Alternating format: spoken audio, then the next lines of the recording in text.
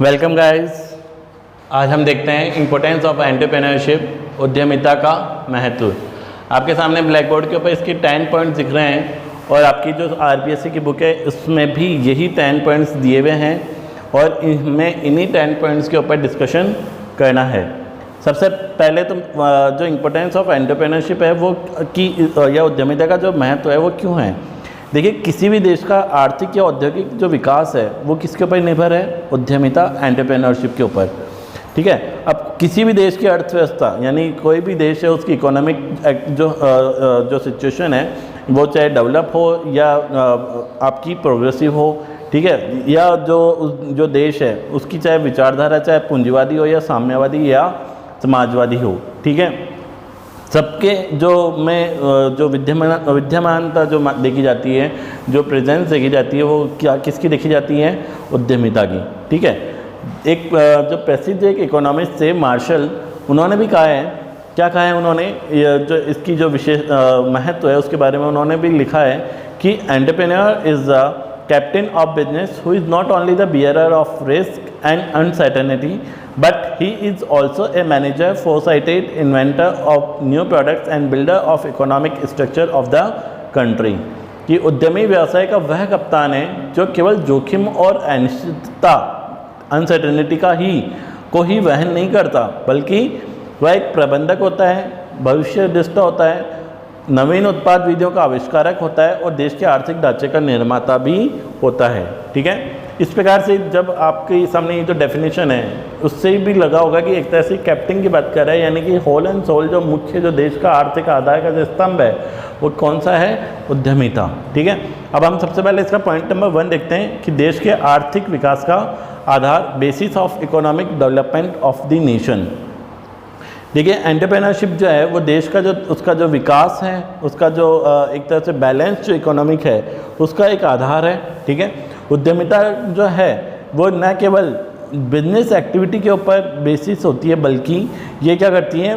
रोजगार के अवसर, संसाधनों का सदुपयोग और राष्ट्रीय आय में वृद्धि करती है। अब जब राष्ट्रीय आय में वृद्धि हो रही है तो उससे क्या होगा? आपका पूंजी निर्माण को या कैपिटल फॉर्मेशन को भी स्ट्रॉन्ग बल मिलता है और देश का तीव्र आर्थिक विकास होता है। ठीक है। इसके बाद सेकंड पॉइंट, नवीन उपक्रमों की स्थापना में सहायक, helps in establishing new enterprises. अब देखिए, उद्यमी क्या होता है कि वो जब नवीन उपक्रमों की जब वो स्थापना करता है तो उद्यमी आवश्यक संसाधनों यानी कि जो बेसिस जो उसके रिसोर्सेज हैं उनकी वो क्या करेगा? व्यवस्था करेगा और जोखिमपूर्ण क्षेत्रों में भी नवीन औद्योगिक इकाइयों की स्थापना करेगा। ठीक है। जिससे क्या होगा कि जो देश के जो विभिन्न जो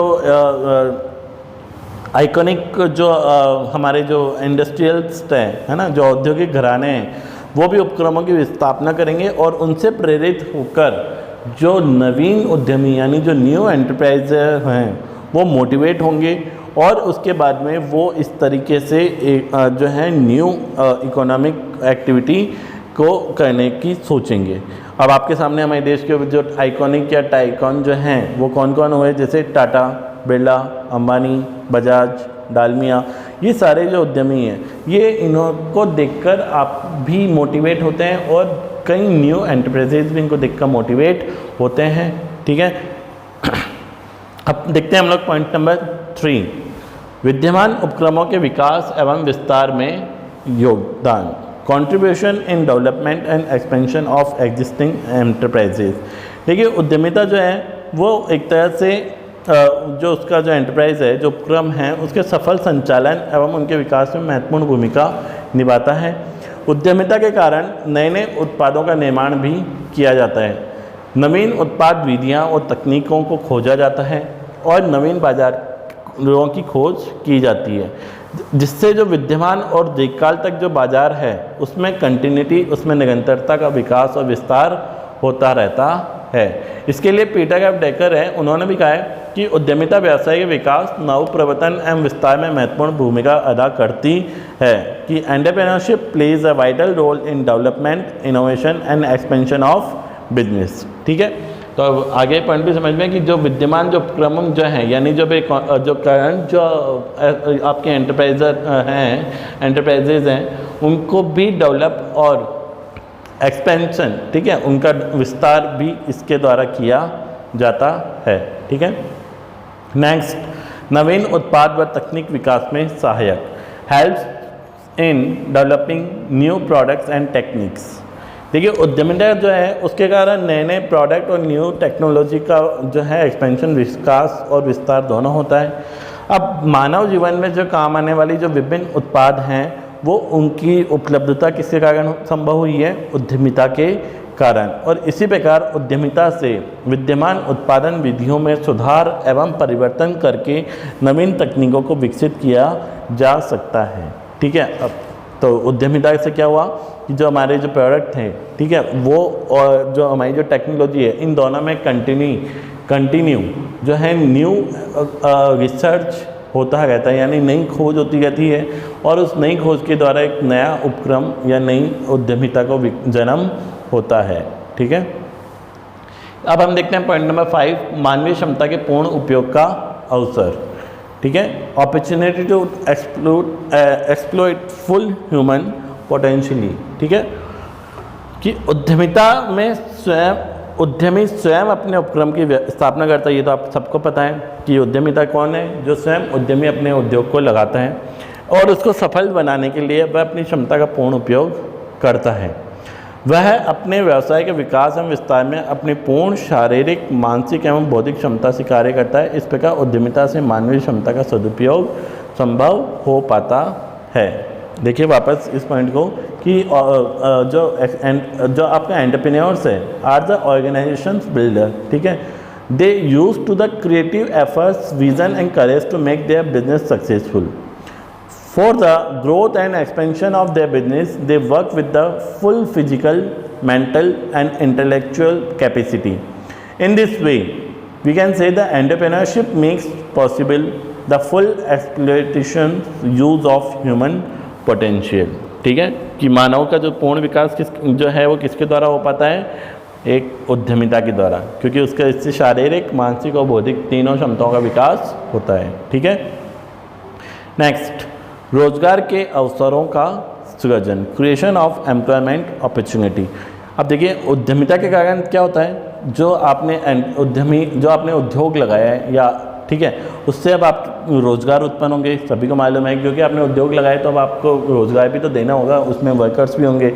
अब एक उद्यमी जब नए उपक्रम की जो स्थापना कर रहा है तो जो नवीन वस्तुएं एवं सेवाओं का क्या करेगा? वो प्रोडक्शन और जो डिस्ट्रीब्यूशन दोनों ही काम करेगा। तो अब जब प्रोडक्शन भी करेगा और डिस्ट्रीब्यूशन भी करेगा तो उसमें किसकी ज़रूरत होगी? वर्कर्स की। यानी इस काम को कौन करेगा? वर्कर्स। ठीक है। अब वो जो वर्कर्स हैं तो उनको क्या मिला? उनको रोज़गार मिला। तो जो इसमें एक रिप्सान जो है उन्होंने भी कहा है कि विकासशील देशों में उद्यमी रोज़गार के अवसर पैदा करने वाला होता है। ठीक है। आगे आपको समझ में कि जब आप बिजनेस या किसी प्रकार का कोई उद्योग लगाते हैं तो उस उद्योग के अंदर प्रोडक्शन से लेकर डिस्ट्रीब्यूशन तक कई सारी एक्टिविटीज़ होती हैं। उन सारी एक्टिविटीज़ को करने के लिए कौन करता है? वह मानव। ठीक है, ह्यूमन। और वो किस रूप में है? वर्कर्स के रूप में। तो जब मानव वर्क कर रहा है तो उस वर्क को करने के अंदर जो है क्या मिल रहा है? उनको रोज़गार। ठीक है। आगे और भी जो रोज़गार के बाद में जो एक्टिविटीज़ होती हैं, यानी इस रोज़गार के द्वारा कितना डेवलपमेंट हो रहा है वो आगे कुछ पॉइंट्स के अंदर समझाया हुआ, वो मैं आपको भी समझा दूंगा। ठीक है। तो एक रोज़गार मिलने के द्वारा बेरोज़गारी की दर भी कम हो रही है। ठीक है। और आगे जो पॉइंट्स है वो भी समझाएंगे कि किस प्रकार से मानव का विकास भी हो रहा है और मानव के विकास से देश का विकास भी होता है। ठीक है। अब हम देखते हैं नेक्स्ट पॉइंट, पूंजी निर्माण को प्रोत्साहन, प्रमोट्स कैपिटल फॉर्मेशन। देखिए उद्यमिता जो है उसके द्वारा क्या होता है कि एक उद्यमी जो है वो वापस वही बात की, जो एक उद्यमी है वो क्या करेगा? नवीन उद्योग की स्थापना करेगा और इससे जो उद्योगों का विकास और विस्तार होगा। ठीक है। इस हेतु वह यानी इसके लिए वह क्या करेगा? अपनी पूंजी और जन सामान्य की पूंजी का अंश ऋणपत्रों के माध्यम से विनियोग करेगा और विनियोग प्रवृत्ति यदि यानी इन्वेस्टमेंट का जो नेचर है वो यदि उत्पन्न होता है तो उससे क्या मिलता है, बचत यानी सेविंग को प्रोत्साहन, और उससे फिर पूंजी निर्माण को बढ़ावा मिलता है। ठीक है, देखिए ये पॉइंट्स वापस एक बार कि entrepreneurship is an effort to mobilize the idle funds of the establishment of new ventures and for their expansion and growth. An entrepreneur invests his own savings and savings of public through shares and debentures as capital to start an enterprise and for its smooth running. ठीक है, as investment encourage savings and the increases capital formation, यानी जब आप बचत को प्रोत्साहन होते हैं तो वो जो बचत है वो किसका निर्माण करिए, आपकी पूंजी का निर्माण करिए। ठीक है, आगे समझ में पॉइंट कहाँ से कहाँ रिलेटेड था कि जब बचत कर रहे हो तो बचत करने के कारण किसका निर्माण हो रहा है, कैपिटल फॉर्मेशन।